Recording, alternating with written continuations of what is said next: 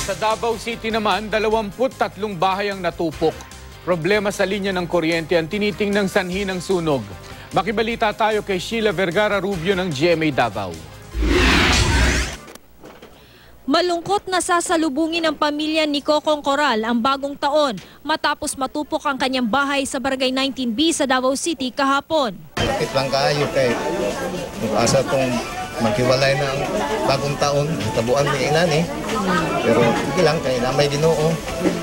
Sampit na may sa iyaha. Nautunta na masalbar ni tagaan sa big. Ayuda gamay ni Mayor Inday.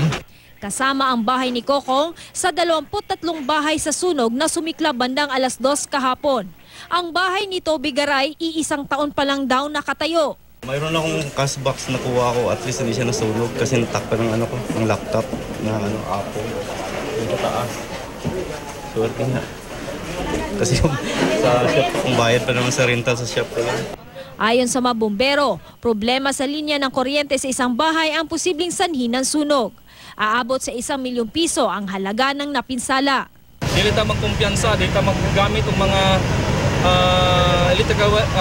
electrical wiring, mga substandard na wiring na sobra sa kapasidad kuryente ginagamit nato kay mo nang causes na mag-overload, mag-cause good siya kuan sunog. Pansamantalang nananatili sa Hilltop Gym ang mga nasunugan. Ang barangay at ang simbahan nagbigay na raw ng konting tulong sa mga biktima. Umaasa naman ang mga biktimang may maiabot pa na tulong sa kanila para makapagtayo raw ng bagong bahay at makabangon muli. Kay wala man ningon nga gituyo ni oron sa niya. Wala naman gid mahimo kay wala naman gid minakuan. Ang dala namo nga sinina kanira man sa among lawas nga kapilit. Sheila Vergara Rubio, Nagbabalita, Pilipinas.